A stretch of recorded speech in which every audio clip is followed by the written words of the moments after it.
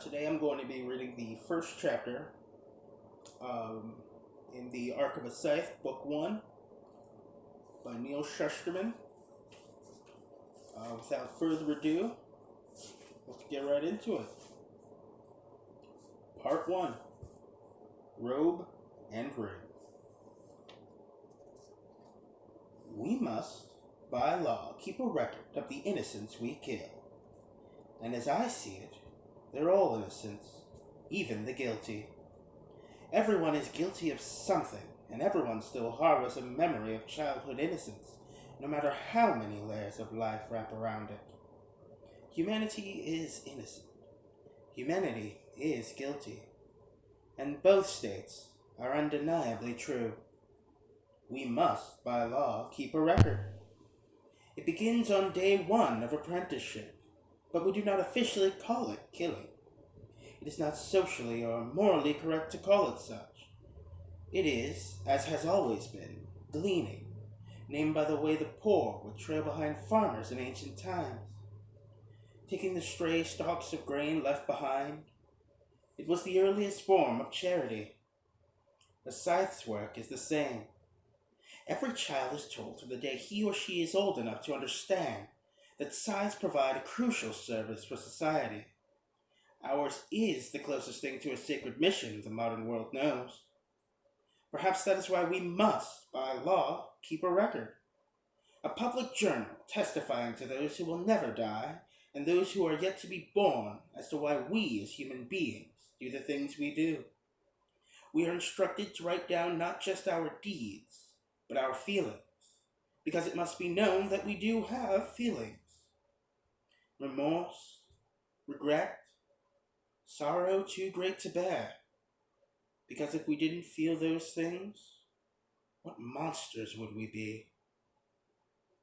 From the Gleaning Journal of H.S. Curie.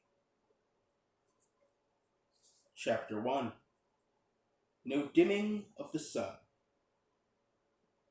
The Scythe arrived late on a cold November afternoon. Citra was at the dining room table, slaving over a particularly difficult algebra problem, shuffling variables unable to solve for x or y, when this new and far more pernicious variable entered her life's equation. Guests were frequent at the Terranova's apartment, so when the doorbell rang there was no sense of foreboding, no dimming of the sun, no foreshadowing of the arrival of death at their door. Perhaps the universe should have designed to provide such warnings, but scythes were no more supernatural than tax collectors in the grand scheme of things. They just showed up, did their unpleasant business, and were gone. Her mother answered the door. Citra didn't see the visitor, because at first he was hidden from her view by the door when it opened. What she saw was how her mother stood there, suddenly immobile, as if her veins had solidified within her, as if, were she tipped over, she would fall to the floor and shatter. "May I enter, Ms. Terranova?" The visitor's voice gave him away, resonant and inevitable, like the dull toll of an iron bell, confident in the ability of its peal to reach all those who needed reaching. Citra knew before she even saw him that it was a scythe. "My God, a scythe has come to our home." Yes, of course, come in." Citra's mother stepped aside, allowing him entry, as if she were the visitor, and not the other way around. He stepped over the threshold, his soft, slipper-like shoes making no sound on the parquet floor.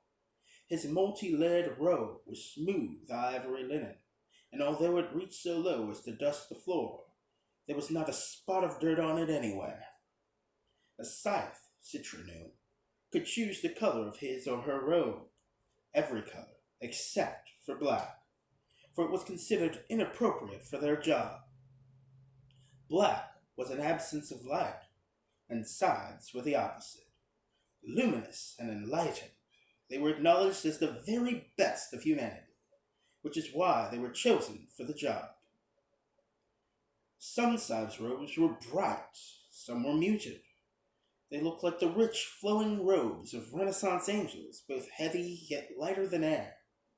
The unique style of the Scythe's robe, regardless of the fabric and color, made them easy to spot in public, which made them easy to avoid, if avoidance was what a person wanted. Just as many were drawn to them. The color of the robe often said a lot about the Scythe's personality. This Scythe's ivory robe was pleasant, and far enough from true white not to assault the eye with its brightness. But none of this changed the fact of who or what he was. He pulled off his hood to reveal neatly cut gray hair, a mournful face red cheeked from the chilly day, and dark eyes that seemed themselves almost to be weapons. Citra stood, not out of respect, but out of fear, shock. She tried not to hyperventilate. She tried not to let her knees buckle beneath her. They were betraying her by wobbling, so she forced fortitude to her legs, tightening her muscles. Whatever the Scythe's purpose here, he would not see her crumble. "You may close the door," he said to Citra's mother, who did so, although Citra could see how difficult it was for her. The Scythe in the foyer could turn around if the door was open. The moment the door was closed, he was truly, truly inside one's home. He looked around, spotting Citra immediately. He offered a smile. "Hello, Citra," he said. The fact that he knew her name froze her just as solidly as his appearance had frozen her mother. "Don't be rude. Say hello to our guest," her mother said too quickly. "Good day, Your Honor." "Hi," said her brother, Ben, who had just come to his bedroom door, having heard the deep peal of the Scythe's voice. Was barely able to squeak out the one-word greeting. He looked to Citra and to their mother, thinking the same thing they were all thinking. Who has he come for? Will it be me? Or will I be left to suffer the loss? "I smelled something inviting in the hallway," the Scythe said, breathing in the aroma. "Now I see I was right in thinking it came from this apartment." "Just baked cedar, Your Honor. Nothing special." Until this moment, Citra had never known her mother to be so timid. "That's good," the Scythe said, "because I require nothing special." Then he sat on the sofa and waited patiently for dinner.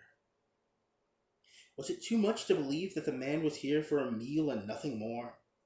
After all, Scythes had to eat somewhere. Customarily, restaurants never charged them for food, but that didn't mean a home-cooked meal was not more desirable. There were rumors of Scythes who required the victims to prepare them a meal before being gleaned. Is that what was happening here? Whatever his intentions, he kept them to himself, and they had no choice but to give him whatever he wanted. Will he spare a life here today if the food is to his taste? Citra wondered. No surprise people bent over backwards to please Scythes, if it in every way possible. Hope in the shadow of fear is the world's most powerful motivator. Citra's mother brought him a drink at his request, and now labored to make sure tonight's dinner was the finest she'd ever served. Cooking was not her specialty. Usually she would return home from work just in time to throw something quick together for them. Tonight their lives might just rest on her questionable culinary skills. And their father? Would he be home in time? Or would a gleaning in his family take place in his absence? As terrified as Citra was, she did not want to leave the Scythe alone with his own thoughts. So she went into the living room with him. Ben, who was clearly as fascinated as he was fearful, sat with her. The man finally introduced himself as Honorable Scythe Faraday. I did a report on Faraday for school once," Ben said, his voice cracking only once. "You picked a pretty cool scientist to name yourself after." Scythe Faraday smiled. "I like to think I chose an appropriate patron historic. Many scientists, Michael Faraday was underappreciated in life. Yet our world would not be what it is without him." "I think I have you in my Scythe card collection," Ben went on. I have almost all mid-American sides, but you were younger in the picture. The man seemed perhaps 60, although his hair had gone gray. His goatee was still salt and pepper. It was rare for a person to let themselves reach such an age before resetting back to a more youthful self. Citra wondered how old he truly was. How long had he been charged with ending lives? Do you look your true age, or are you at the far end of time by choice? Citra asked. Citra, her mother nearly dropped the casserole she had taken from the oven. What a question to ask! I like direct questions, the Scythe said. They show an honesty of spirit, so I will give an honest answer. I admit to having turned the corner 4 times. My natural age is somewhere near 180, although I forget the exact number. Of late, I've chosen this venerable appearance because I find that those I glean take more comfort from it. Then he laughed. They think me wise. Is that why you're here? Ben blurted. To glean one of us?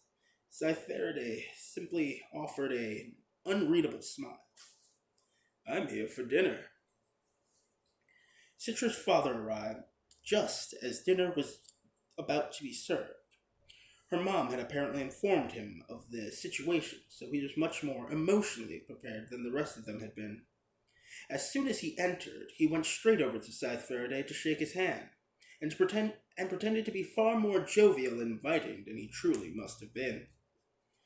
The meal was awkward, mostly silence, punctuated by the occasional comment by the Scythe. You have a lovely home. What flavorful lemonade. This must be the best baked ziti in all of Mid-America. Even though everything he said was complimentary, his voice registered like a seismic shock down everyone's spine. I haven't seen you in the neighborhood, Citra's father finally said.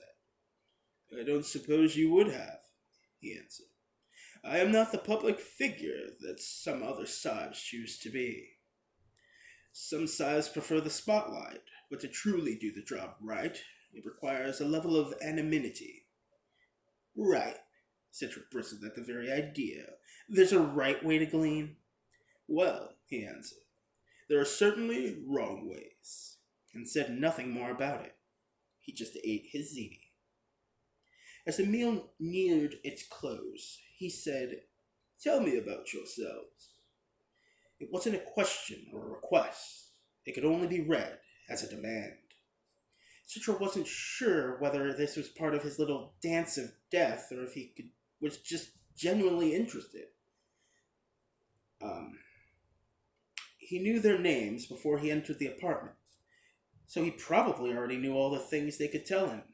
Then why ask? I work in historical research, her father said. I'm a food synthesis engineer, said her mother. The Scythe raised his eyebrows. And yet you cook this from scratch? She put her fork down. All from synthesized ingredients. Yes, but if we can synthesize anything, he offered, why do we still need food synthesis engineers? Citra could practically see the blood drain from her mother's face. It was her father who rose to defend his wife's existence. There's always room for improvement. Yeah, and Dad's work's important too, Ben said. What? Historical research? The Scythe waves his fork, dismissing the notion. The past never changes, and from what I see, neither does the future. While her parents and brother were perplexed and troubled by his comments, Citra understood the point he was making. The growth of civilization was complete. Everyone knew it. When it came to the human race, there was no more left to learn. Nothing about our own existence to decipher, which meant that no one person was more important than any other. In fact, in the grand scheme of things, everyone was equally useless.